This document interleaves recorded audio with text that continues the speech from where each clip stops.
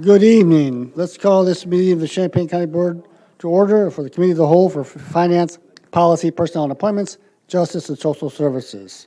It's Tuesday, June 12th, 2018. The time is 6:35. Roll call, please. Rector. Rosales. Here. Storr. Summers. Tinsley. Present. Anderson. Clemens. Clifford. Cowart. Cruz. Esri. Here. Furtado. Goss. Here. Harper. Here. King. Marsh. Here. McGuire. Mitchell. Patterson. Here. Petrie. Present. Weibel. Present. We noticed Mr. Storr entered the building, Storr. into the room. We have a quorum. Seek approval of the agenda and the addenda. Moved by Mr. Mitchell, second by Mr. Anderson. Discussion. See none, all in favor? Aye. All opposed? Motion carries. Public participation. We have two people. Claudia Lenoff, you're up. Sorry? Oh, I'm sorry, I didn't do the minutes. Seek approval of the minutes of May 15th, 2018. Moved by Mr. Rosales, second by Mr. Anderson. Discussion. See none, all in favor? Aye. All opposed? Motion carries. My apologies. Now we go to public participation. Ms. Lenoff.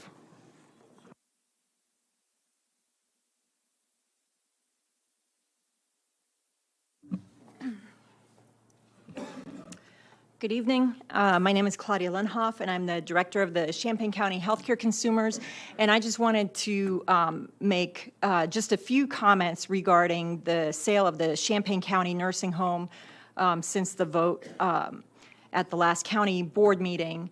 And mostly this is probably for the public, but the RFP for the sale of the Champaign County Nursing Home included several terms and conditions that I think it will be up to the county board to figure out how to enforce and to make sure that those things happen, and that the public will be looking to you to make sure that these happen if the sale goes completely through. Those are that at least 220 nursing home beds will be retained, and the nursing home will continue to be operated as a skilled nursing facility until December 31, 2027. Collective bargaining agreements with AFSCME will be assumed. At least 90% of employees will be retained for the first 60 days. At least 80% of employees will be retained for the first 6 months. Employees will be rehired at current salary levels with benefits similar to those currently received, as long as they pass background checks. Priorities for admissions shall first be given to Champaign County residents for a period of 10 years. 50% of the beds will be set aside for Medicaid patients for a period of 10 years.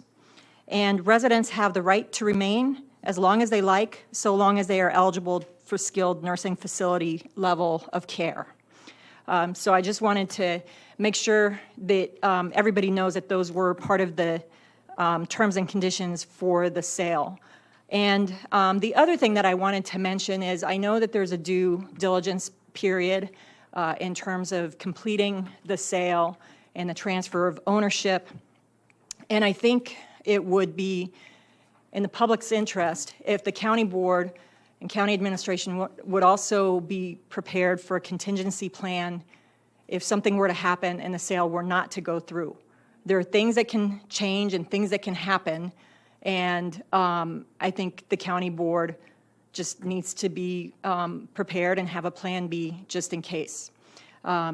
I'm not saying that anything will happen, but it just as a matter of due diligence, because nothing is yet guaranteed. All right, thank you. Next is Mark Sheldon.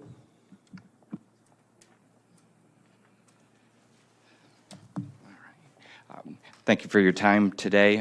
Mark Sheldon, the Champaign County Recorder, and of course you have on your agenda a proposal to put in front of the voters a consolidation merger of our office with the county clerk's office. This has come up many, many times. The last time was about 3 years ago. There were 3 votes in favor and 15 against. It's been discussed more often than it's actually been voted upon. So I've seen this with Republican boards and Democratic boards, but over the years, many decades, I've been following county government fairly close for, I guess now it's about 33 years. It's never been put on the ballot, and I think a big part of that is the people in this community who use this office on a literally day-to-day basis really want this office to be remain independent, remain kind of a standalone land records office that has that as their principal or their sole focus. So the good news for Champaign County and for the county board is up until 5 years ago, the County General Corp Fund, not to a great extent because we've always been a revenue-producing office, but the County General Corp Fund was subsidizing, like they do the county clerk's office and the treasurer's office, supervisor of assessments, virtually every other office. The County General Corp was subsidizing those operations. Then 5 years ago, you folks did the board did a fee study, and which is allowed by law. And so the $12 fee that goes to General Corp was, after the fee study, was raised to $30, so a 250% increase. The benefit there is that now that office that had been subsidized by the General Corp now was actually putting money in a positive amount, about $400,000 to $500,000 positive just on that. Then a couple years later, Barb Frasca, the county recorder at that time, and Deb would know the exact dates maybe, but one of those budget years before I took office, I think 2015 budget, we moved two of the positions that were paid for by General Corp into our automation fund. So between the financial maneuver there and the fee increase, last year our office spent $170,000 out of the General Corp for staffing.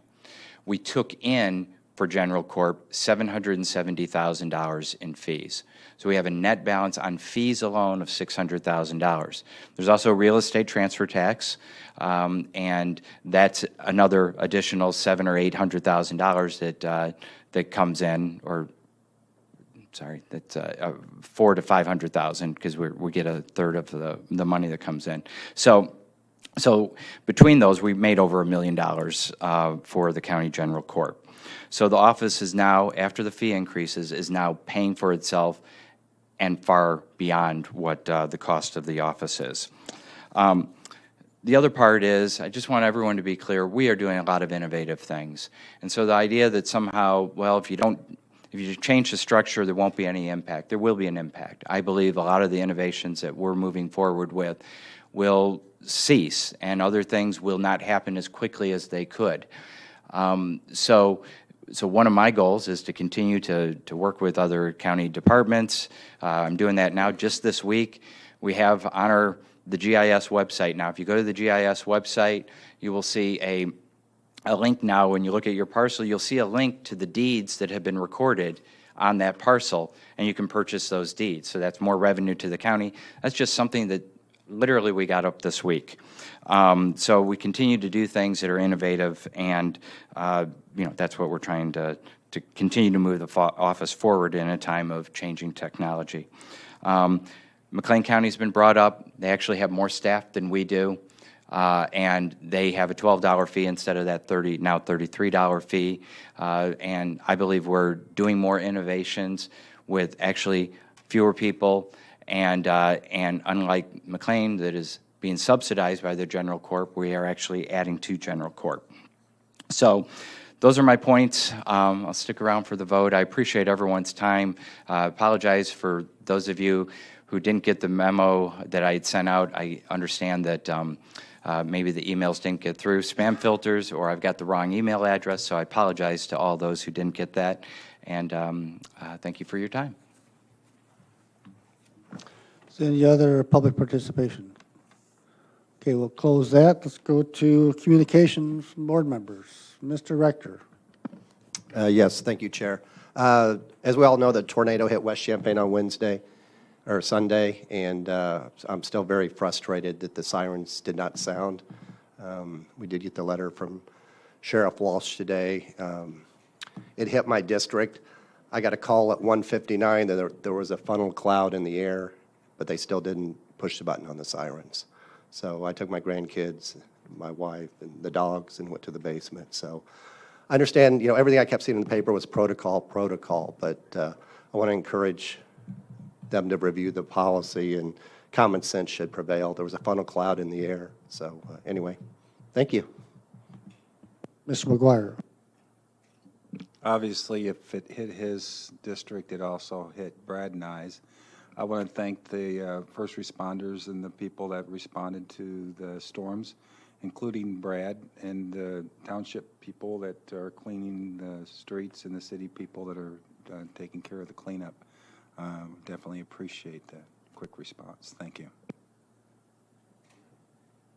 Ms. Petrie.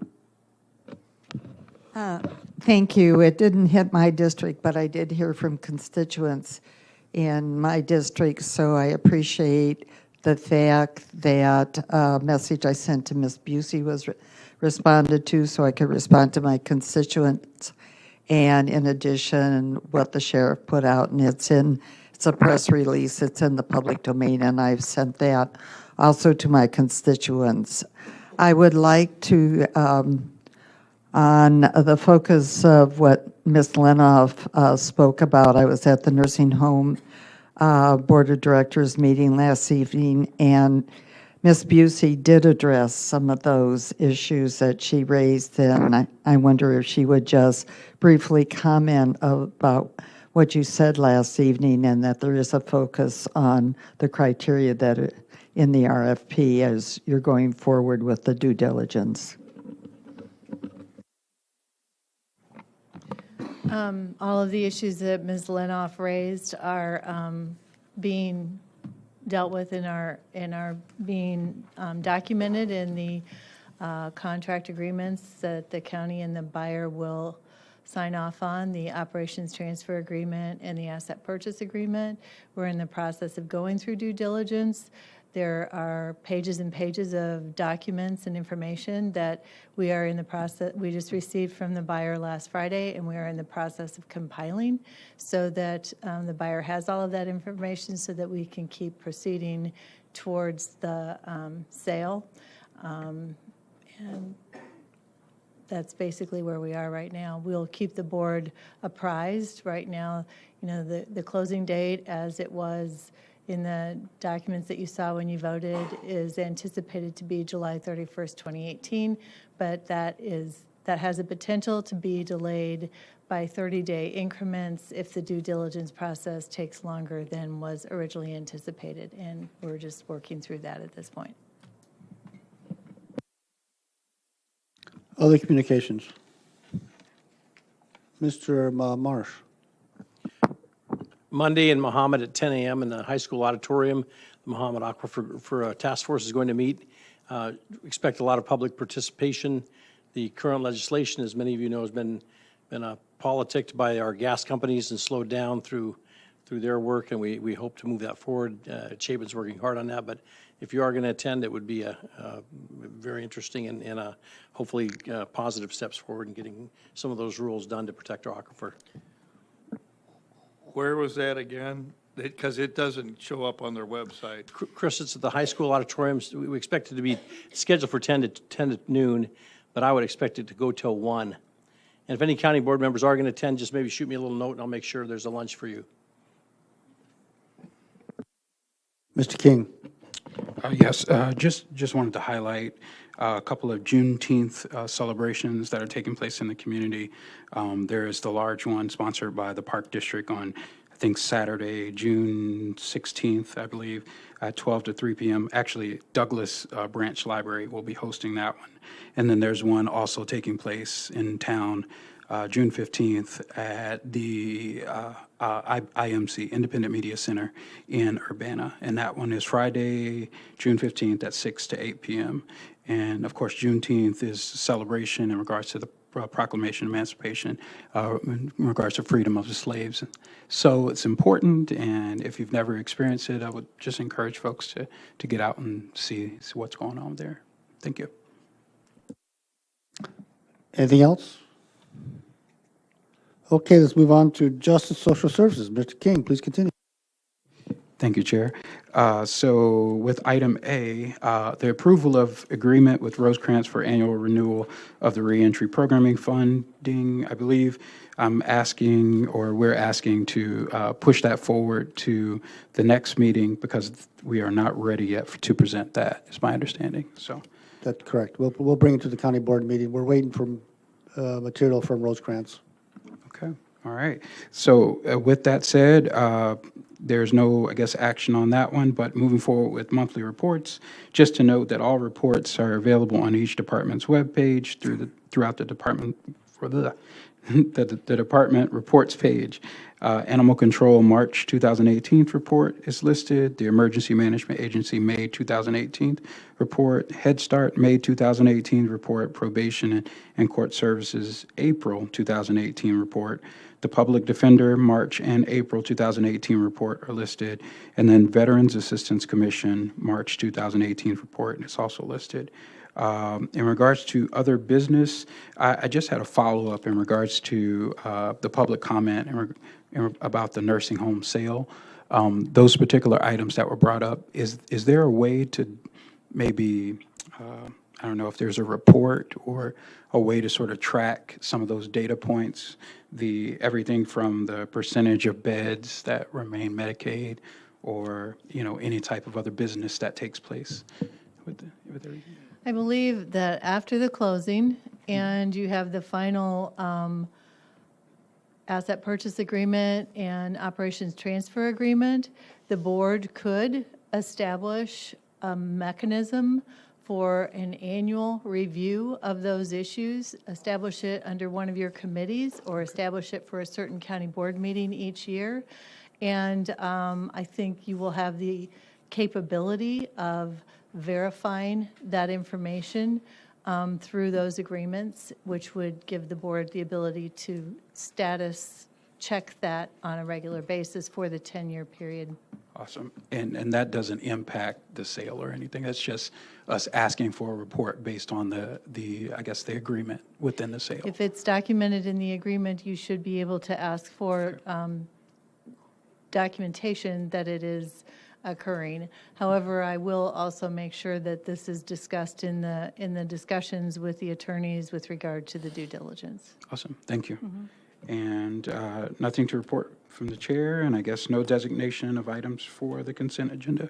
Thank you. All right, thank you, Mr. Sorry. Sorry, Matt. Mr. Mitchell? Yes, those items to be discussed will be a deed restriction, correct? Not all of them, but the 10-year issues are, I believe, yes. Okay, let's go on to policy, personnel, and appointments. Mr. Rosales. 1A is a Bailey Memorial.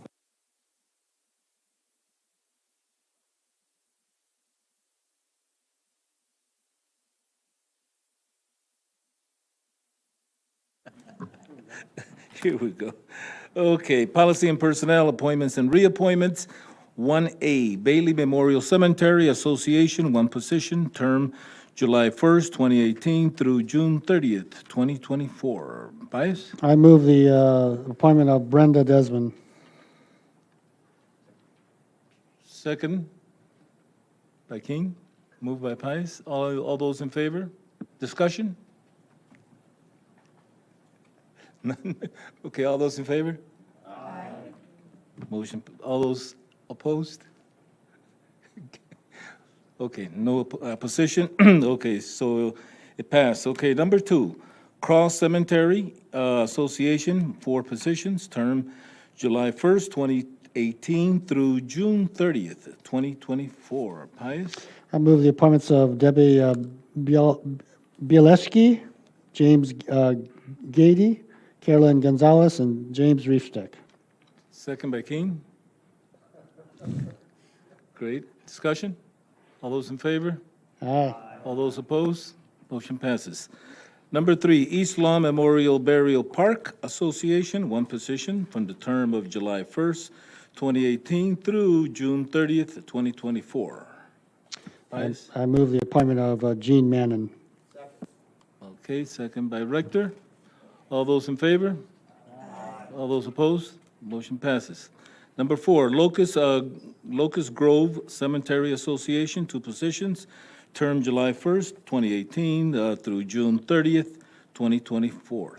I move the appointment of Robert Grove and Francis Laufenhagen. Okay, second by Kyle Patterson. All those in favor? All those opposed? None, seeing none, motion passes. Number 5, Mount Olive Cemetery Association, 2 positions, term 7, which is July 1st, 2018 through June 30th, 2024. I move the appointments of Tammy Fruling-Voges and Paul Ruth. Second by Azari. All those in favor? All those opposed? Motion passes. Number 6, Yearsley Cemetery Association, 2 positions, terms July 1st, 2018 through June 30th, 2024. I move the appointment of David Waters and Kyle Windler. Second by Kyle. All those in favor? All those opposed? Motion passed. Forest Preserve District Board, 1 position, term 7/1/2018 through 6/30/2023. I move the appointment of Sarah Livesay? Thank you. Second by King. Yeah, moved by Pius. All those in favor? All those opposed? Motion passes. Okay, County Board of Health, 2 positions are available. Term is July 1st, 2018 through June 30th, 2021. I move the appointment of Dorothy Vera Weiss and Dr. Krista Jones. Second? I saw the hand, since you have already had a few. Stephanie Furtado, second. Okay, all those in favor? Aye. All those opposed? Great, motion passes. Number 9, Development Disability Board, 2 positions for the term of July 1st, 2018 through June 30th, 2021. I move the appointment of William Gingle and Gail Kennedy. Okay, I'll give it to Clemens since you already had a few. Second by Clemens. All those in favor? Aye. Marsh? Okay, we stand corrected. Is Vicky Nice Wonder? Oh, IE, it's IE, right? IE, I think, yeah. Okay, Vicky, not Nick, Vic.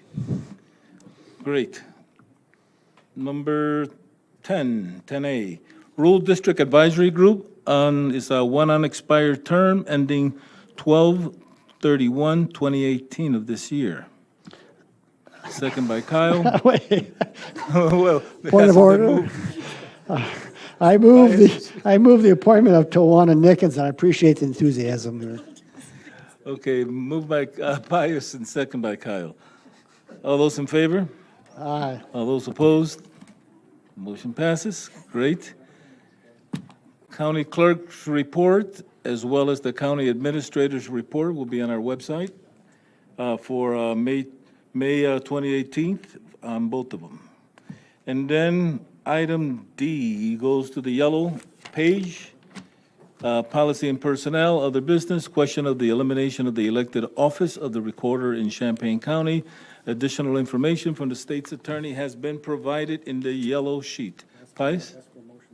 Could I get a motion?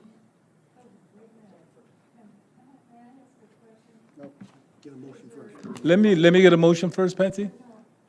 I'm going back to B and C. Did you ask for discussion, or am I making another mistake here? Discussion for the reports? Yeah, or did you, I asked for any, yeah, I did at the beginning. okay, We're going kind of quick tonight, so. okay. Any discussion? Let's go back on B and C for the sake of Patsy. On those reports, no discussion, seeing no discussion on the reports for the county administrator and county clerk, seeing none, and then we move on to item D, which is basically the question of elimination of the elected office of recorder in Champaign County. Additional information has been provided by our legal counsel. And could I get a motion from King? question, or motion to the question of the elimination of the elected office of recorder in Champaign County. Okay, and second by Storr. Okay, discussion? I think that there was interest in deferring this until next month for the sake of further study. Is that what you're intending? Is that a motion? It's a question, No, are you moving that? Yes. Okay, could we get a second on that? Sorry, Kyle, I stole your thunder. The motion is on the floor, being moved by Storr. Is there a second? Second by Kyle. Discussion, McGuire. Why did we bring this up as such an important issue if we're not ready to discuss it? Well, Shayna was the one that brought it up. She's not here today, so we opted to move it to... I think I would ask the same question. If someone brings something up, puts it on the agenda, we're talking about consolidating an office of the county with everything else we have on our plates, with the nursing home, the executive, and all these other offices, and changes coming up in the next year, and now we add consolidating recorder's office, and now we're not prepared to discuss it?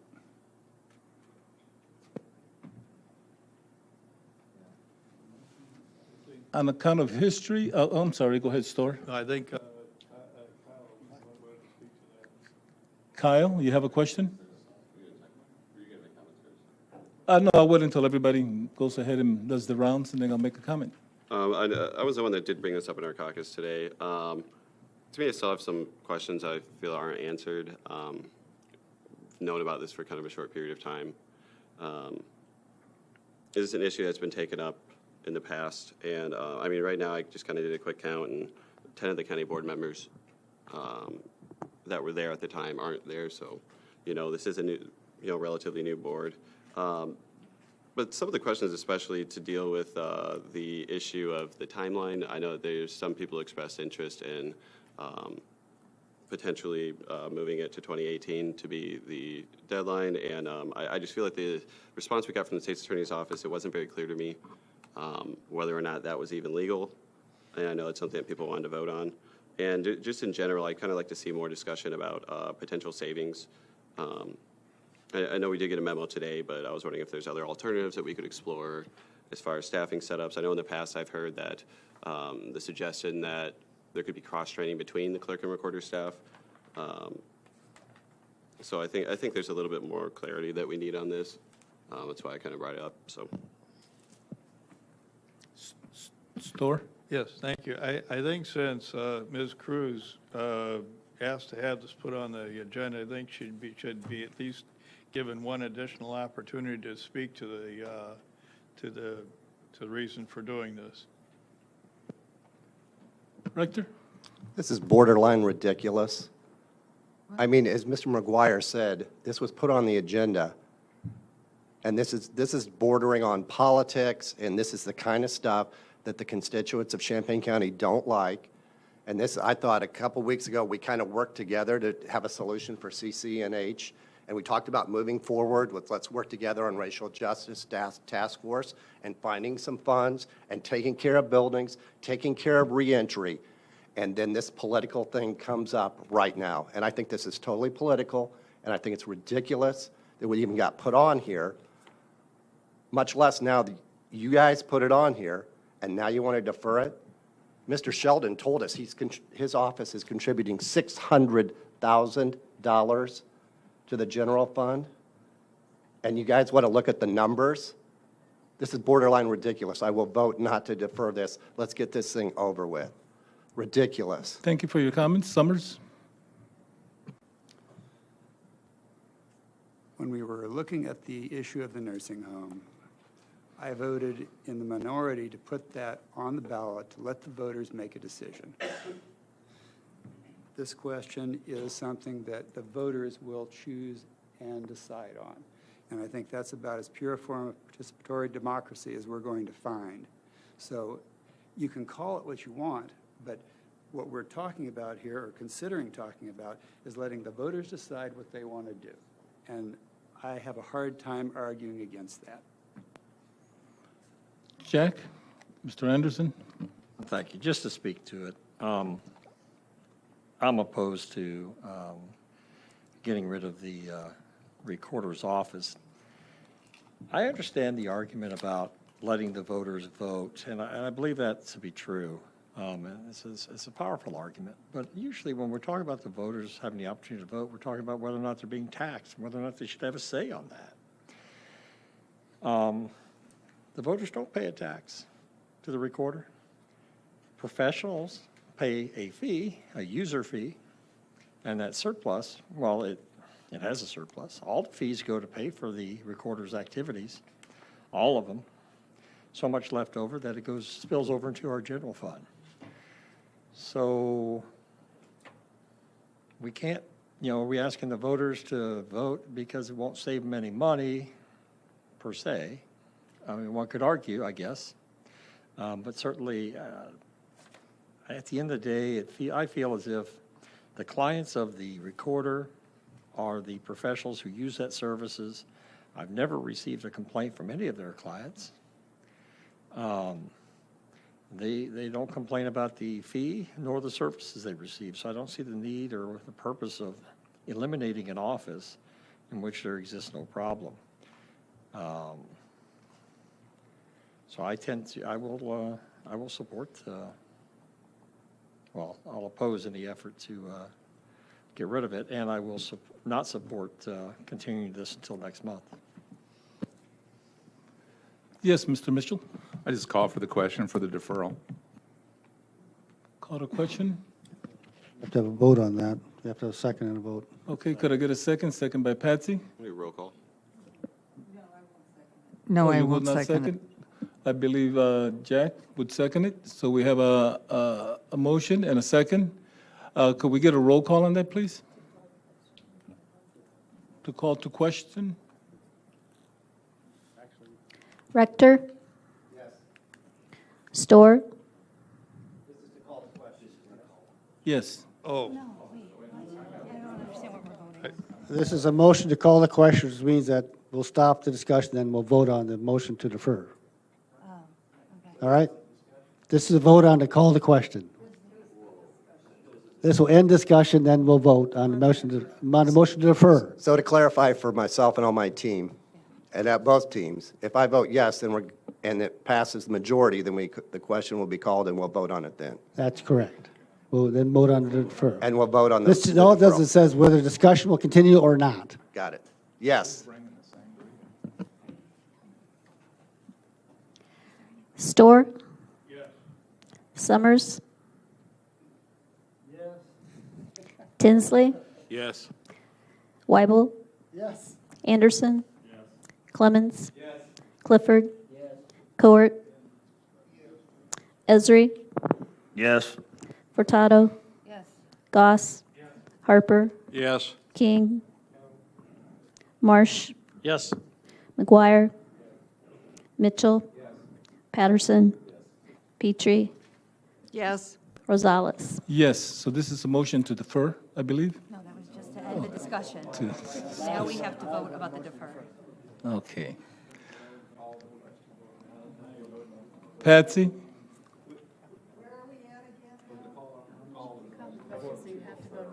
We have to vote on the motion to defer because we called the question. Store, you had a question? There's no No more discussion. discussion. Could we get a second roll call?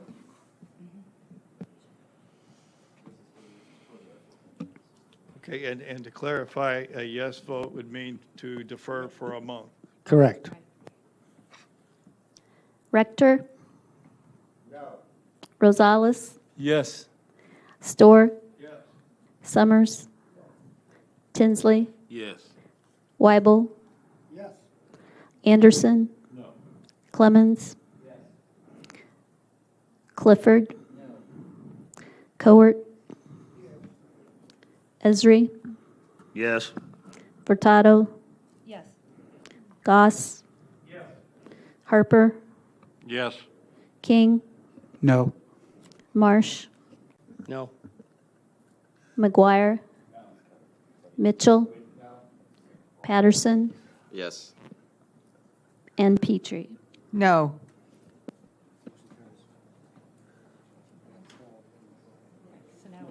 Twelve to 8 deferred.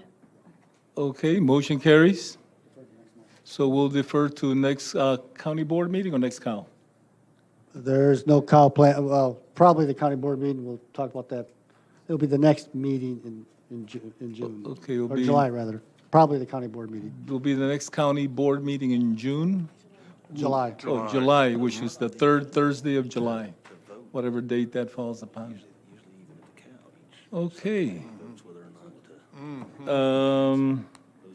That's right. Items to be placed on the consent, I believe it's all of the appointments, A 1, 2, 3, 4, 5, 6, 7, 8, 9, and 10.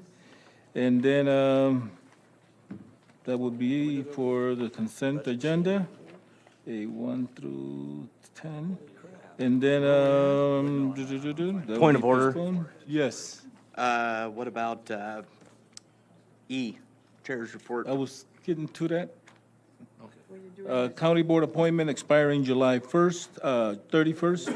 That's for information only, Housing Authority of Champaign County. Pius, Well, that'll be next month. we didn't receive the packet, right? Sorry? It says for information only? Yeah, just tell you, this will be next month. Okay. Did that answer your question? Yeah, I know that. Okay, thank you, Mr. Rosales. Go on to finance, Ms. Furtado. My microphone is going insane. Okay, sorry, it was, oh, gotcha. Okay, hold on to your hats, we're going to be bouncing from multiple packets.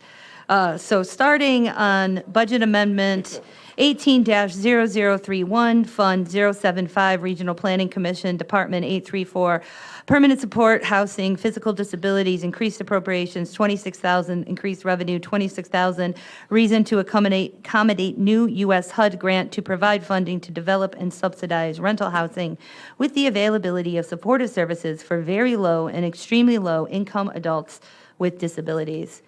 Mr. King, and then, sorry, Mr. Patterson, second. Discussion?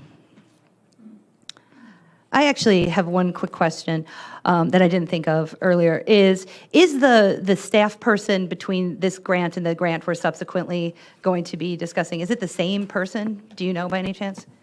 I'm sorry, I don't know. Okay. I just was a point of curiosity for me. Because this has $4,000 in staffing, and then we're about to see one for $40,000 in staffing. So I just was curious if it's the same person. Ms. Petrie. Another question from Ms. Busey, and you may or may not know the answer. A lot of this work is done by the Developmental Disabilities Board, so how does this fold into the work they do? I'm sorry, I really am not familiar with these Regional Planning Commission grants, so I cannot answer these Okay, questions. all right, thank you very much. I'll look into it. Thank you. Any other discussion? Seeing none, all those in favor? Aye. Opposed? Next, Budget Amendment 218-00032, Fund 075, Regional Planning Commission, Department 843, Emergency Shelter Families 2, increased appropriation $65,000, increased revenue $65,000, reason to accommodate alternating grant award periods for the United Way of Champaign County. Grant to provide staffing, case management services, and overnight accommodations for eligible Champaign County homeless families at the shelter located at 302 East Park Street in Champaign. Do I have a motion? Mr. Patterson, Mr. Storr, second. Discussion. Seeing none, all those in favor? Aye. Thank you. Next. Oh, sorry, Patsy. Since we need some answers, I'd like to make certain that A, 1, and 2 are not on the consent agenda, please. I'd like to add to that. Maybe would it be possible to get somebody from RPC? Okay, that'd be good. Questions I should have thought of earlier. Next up, we will be hearing from the treasurer. If you are following along in your packets, we will be on the main packet for items 1, 2, and 3, and then we will be moving to your auxiliary blue packet for item 4.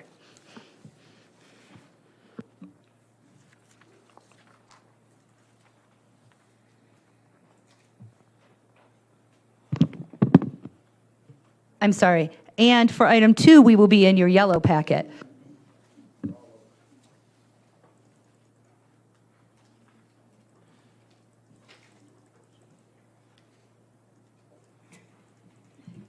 All right. Excuse me. So your cash flow report for the month ending May 31st.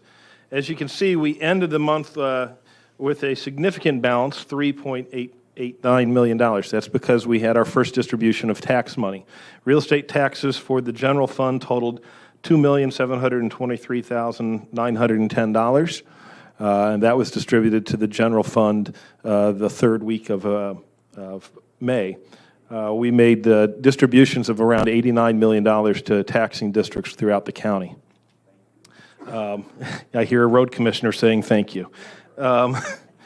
Buying some oil and ship in Tolono. So as you look across, continuing out with our historical averages, we look to finish the end of the year with our fund balance a little bit ahead of what we may have projected. And there's many reasons that could happen. It might differ from what Ms. Ogden will show you, because Ms. Ogden actually knows specific numbers that are going to come in, whereas I'm using averages. So just remember that. But generally, we'll be right around that $5 million mark is what it's looking like right now. Any questions on the cash flow for the general fund?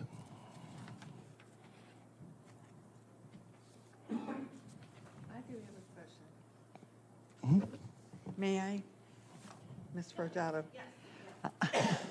Since I don't have last year's data in front of me, what was the projection at this time for 2017?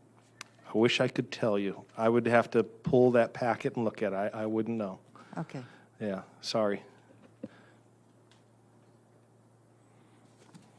Just to tell you a little bit about real estate collections real quickly. First installment was due on June the 1st. On June 1st, we had collected 38.74% of the real estate taxes for the county. Since that day, additional funds have come in, bank payments, things like that. And so we are actually, as of today, at 54.89% collected, which is about a full percentage point higher than the last 2 years. I'm sorry? Yeah. Dan Welch had spreadsheets on everything, and I saved them.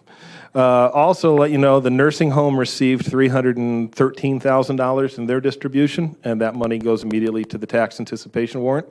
And so that was hand-delivered to Hickory Point Bank on May 31st. And they were very appreciative for that.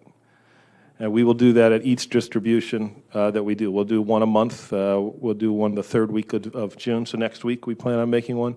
And then in July, it's a much smaller distribution in July as tax collections really slow down during July and for most of August. And then they really pick up again in late August. And of course, we're due on September the 4th. And so we'll have larger payment that come out in the third week of September. I anticipate repaying the Public Safety Fund after that tax distribution in September.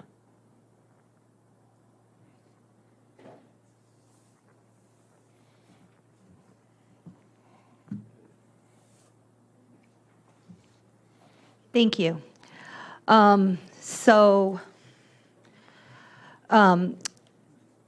Resolution authorizing the cancellation of the appropriate certificate of purchase on a mobile home permanent parcel number 30-056-0018. Do I have a motion? Mr. Esri, do I have a second? Sorry, I saw Mr. Summers first. Just to explain to you on the... Discussion, yeah, thanks. Sure. On this one, this is where the owner of the mobile home has come in and settled up on their taxes, so this is a good thing. I encourage you to support it. Thank you. Any discussion? All those in favor? Aye. Opposed? Thank you. Before we get too far, I forgot to ask you to please accept and place on file my report. Gladly. Next up, the request approval for addendum of professional service agreement for delinquent tax liquidation program. Do I have a motion? Mr. Esri, do I have a second? Mr. Summers? I have a question if nobody else does. Sorry, from reading the memo, correct me if my understanding is we just pay this when we actually use their services, is that? No, this is the delinquent tax auction and surplus sale. We use a company out of Edwardsville. Actually, about 90% of the counties in the state use the same company, Joseph Meyer. This is setting a minimum bid on our properties. Currently, and we're getting ready for the tax sale, so this is, or the surplus sale. So this is good timing to bring this up. Currently, the minimum bid is $650. It's been right at $651. It's been right around that for several years. This is the first time in several years that they have started to ask counties to increase this because of just, costs have increased over the last several years. So they believe $750 is an appropriate amount to have the minimum bid be. Of course, you can always end up collecting more on these. That's the minimum bid. In many cases, we do. On some mobile homes, we don't necessarily always collect it much, but on some of these properties, we will. Also, just to let you know, the surplus sale deadline is July the 6th. Those catalogs are available in the treasurer's office right now. Minimum bid on properties is $651. We have right around 25 real estate properties and about 45 mobile homes that are in the surplus sale this year, which is pretty typical. In most years, there will be no bids on the mobile homes. There will be some bids on the real estate properties. Sometimes it can be, this is where our friend from up north, Nasty Joe, gets involved. I have heard that he is planning on being heavily involved in this year's sale, and Channel 3 is going to be doing a story about him on Thursday.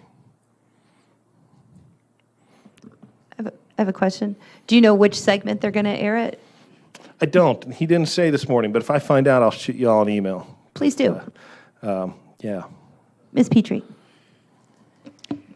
And curiosity question. You know how many mobile homes are in the surplus sale, and what is the average buying price over time? Honestly, we don't sell many of them, if any at all. So generally, it's the minimum bid. Okay, so that and leads... quite honestly, sorry. these homes are homes that have been abandoned, and that's why they've been sitting without the taxes paid on them for several years. Many of these homes have been in the catalog for 10, 12 years. They might have more value as scrap. Oh, so the interiors have been trashed, basically? In many cases, yes. Oh, because I was wondering, why aren't we working with the housing authority for low-income housing with those? These are not the type of housing that we would want anyone living in. Okay, generally. I got it. Thank you.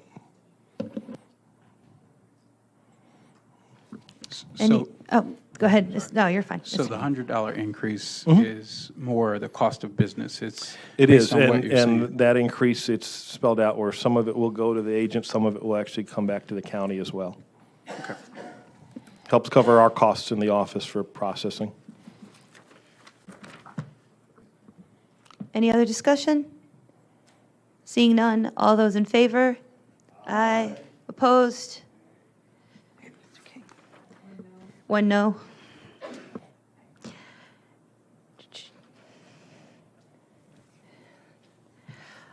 Thank you very much. Thank you. Next up, hear from the auditor. Auditor Michaels. I'm all excited. Yeah, I know. They took it a little too seriously. Take one break. Thank you, Madam Chair. Mine is pretty simple. I just have our monthly reports that are available online, and I'd like for you to accept those and place them on file, please, ma'am. I would be glad to. Thank you. While we have Auditor Michaels here, does anybody have any questions or anything for her? My office is always open. You're welcome to call or email or come in anytime. Ms. Petrie? Yes, by chance, do you know what the current census is at the nursing home? I believe it was 143, 144-ish in that range. Okay, thank you. Thank you very much.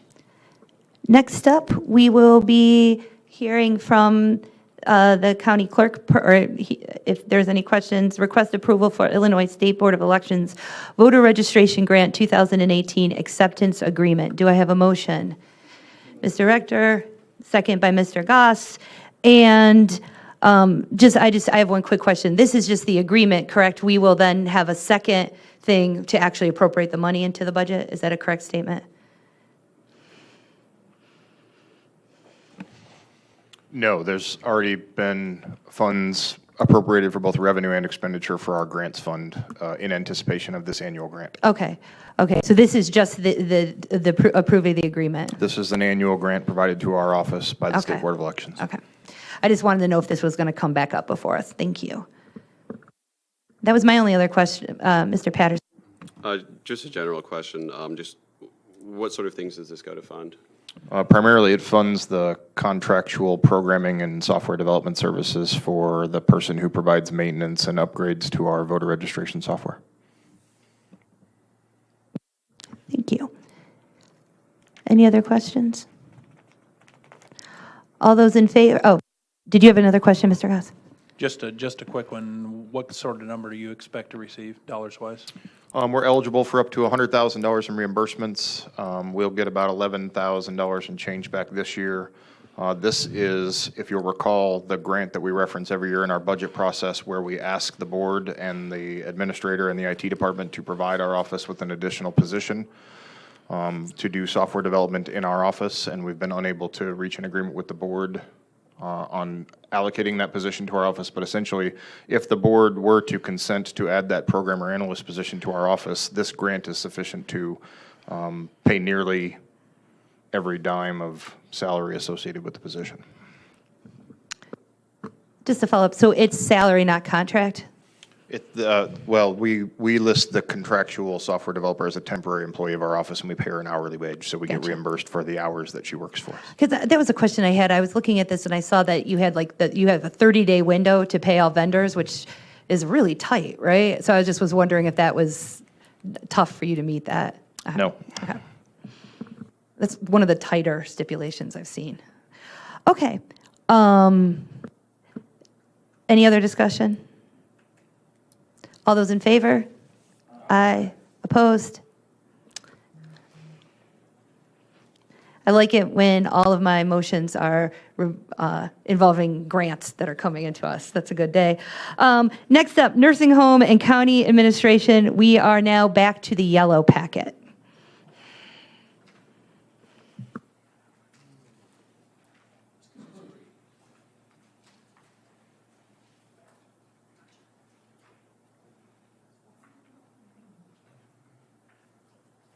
I'm sorry. Does anybody have any questions, or is there, I don't know. Do you have any comments that you wanted to make? The only comment I would make is that the change in total outstanding AP at the end of May is actually a $24,000 improvement, whereas the last 2 months that has been a $200,000 decline at the end of April and at the end of March. Now, we did infuse $101,000 from general fund in May and paid a $101,000 obligation. But even with that, this is an indication, this month is the best that we've seen since we've started doing this cash flow projection. However, the total outstanding expenditure is still a significant number. It's $4.1 million. Ms. Petrie?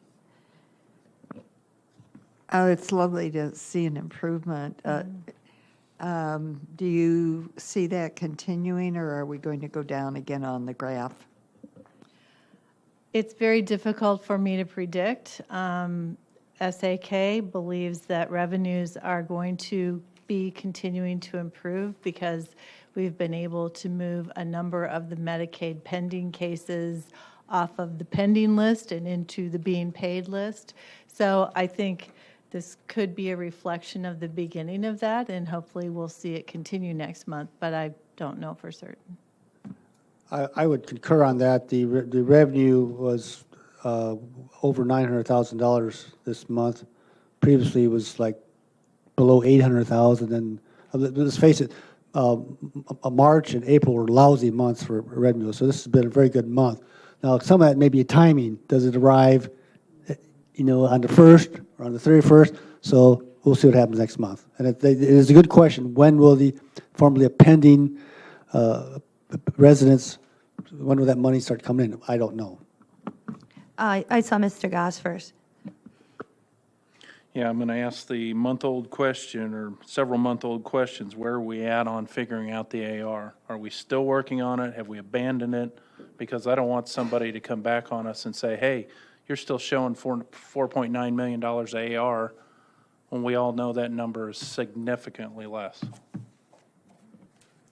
I know the SAK continues to work on AR with the firm that they have working on collections. SAK provides all of the AR numbers, and I really don't analyze them, so I'm sorry, I can't speak specifically to that.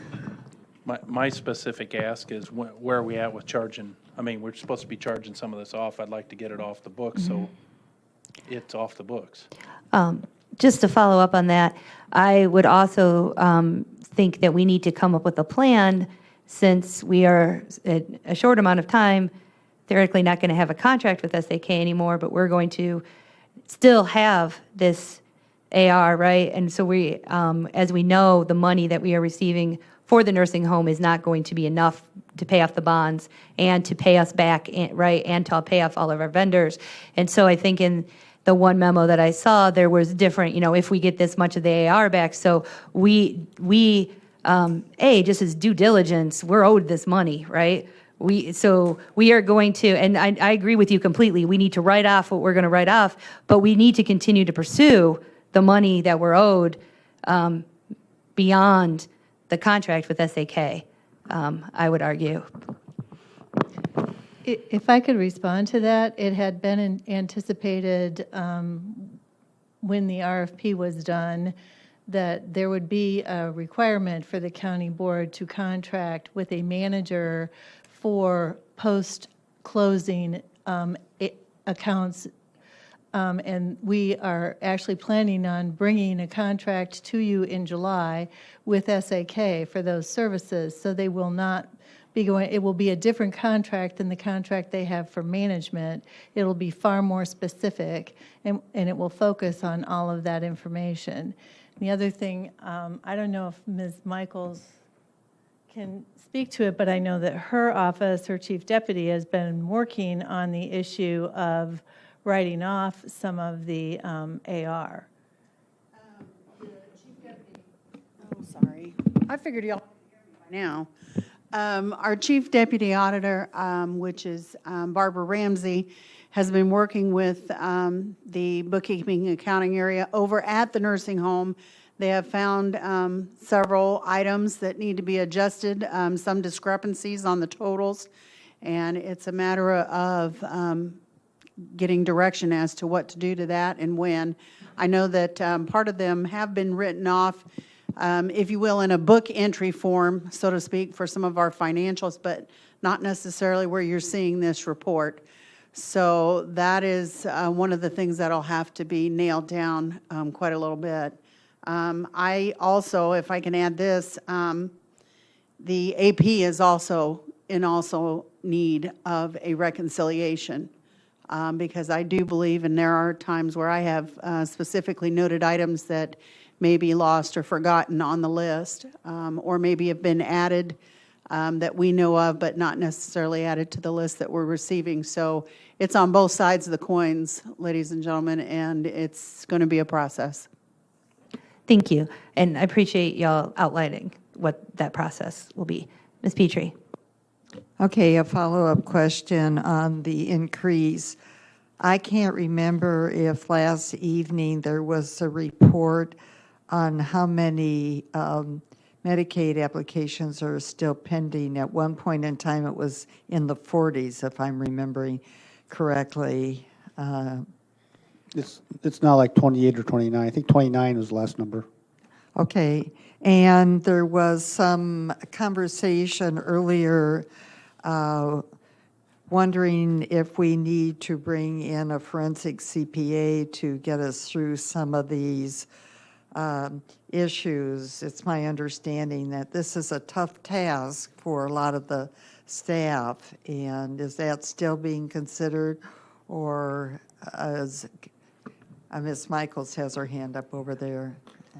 If I can help out a little bit on this one also, we have contacted Baker Tilly, who is our audit firm, and we are asking them for a price and also to find out to what extent that we need to do these things. We don't want to just jump into something and not know what we want to ask them to do and be specific about it, because everything we do, especially with a forensic audit, will cost more money, and we want to be very, very diligent in reserving our funds if possible. Thank you, Ms. Michaels, for the update. Appreciate it. Any other discussion on item E? All right, moving on to item F, hearing from the county administrator, Ms. Ogden.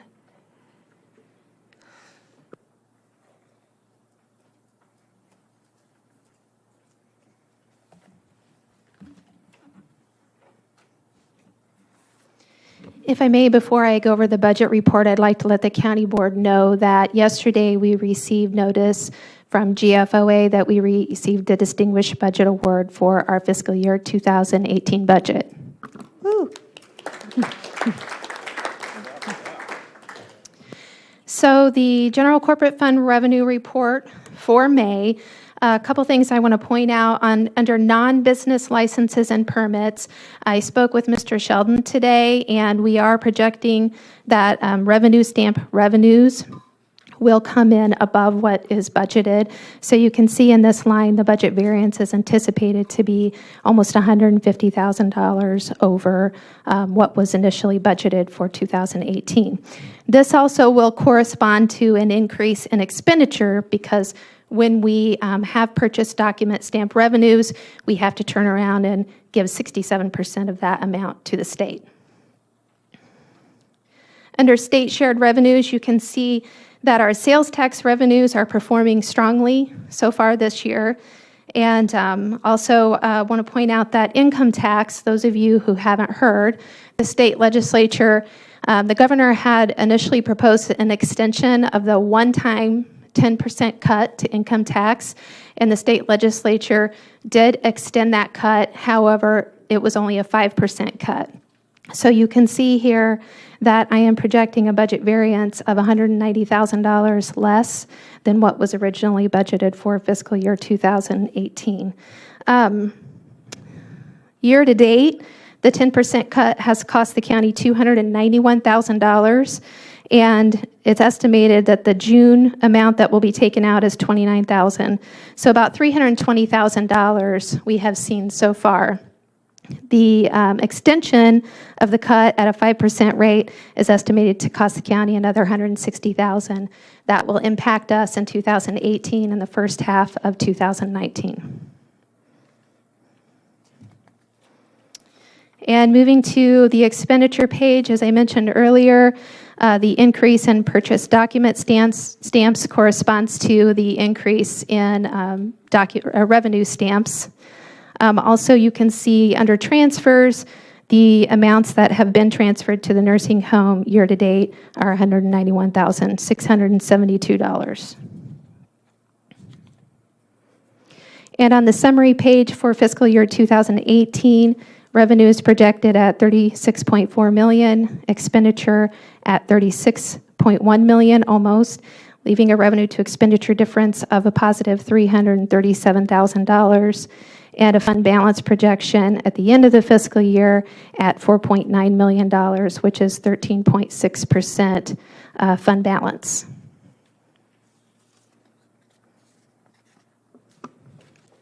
On the budget change report, in May, the county board approved budget amendments for the general fund to remove the additional property tax revenue that was budgeted in relation to the hospital properties, and also antivirus software for IT, and the share for a totaled squad car. Those are the three changes since April.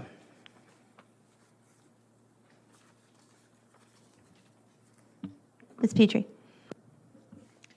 Going back to page 15, if I might. I neglected to look up your previous report. So this 13.6%, is that tracking along with what you've been reporting the previous several months? Are you on the summary page? I didn't bring the yellow packet, page sorry. 15, sorry. Yes, last month is very similar to what I was Okay, projecting last month. And last month was your first report for fiscal year 2018. Although I had indicated that last month's report did not reflect the $101,000 transfer. Right. So I anticipated that there would be some deterioration, which did not occur because of increases in revenue. Thank you. Mr. Storr. Yes, that 13.6% is, how does that relate to what is recommended for a surplus, recommended surplus? The fund balance recommendation for the general fund is 12.5% with a target of 16.7%. Any other questions? Seeing none, thank you very much. Okay, so back to the regular packet, other business. Number 2, oh, I'm sorry. Non-bargaining employee health, salary and health insurance recommendation for fiscal year 2019. The recommendation is the Finance Committee of the Whole recommends to the County Board a 2.5 across-the-board wage increase for non-bargaining employees in fiscal year 2019, and an equivalent 2.5 increase to the salary ranges for non-bargaining employees effective January 1st, 2019. The committee further recommends that non-bargaining employees, with the exception of the Regional Planning Commission, contribute 14% of the cost of the single plan premium for health insurance in fiscal year 2019. And that the county contribute $70 a month to the cost of dependent coverage, in addition to the contribution the county makes to the single plan premium for those employees who enroll in dependent coverage for fiscal year 2019. I move to approve the recommendation. All right. Moved, seconded. Do we have any discussion?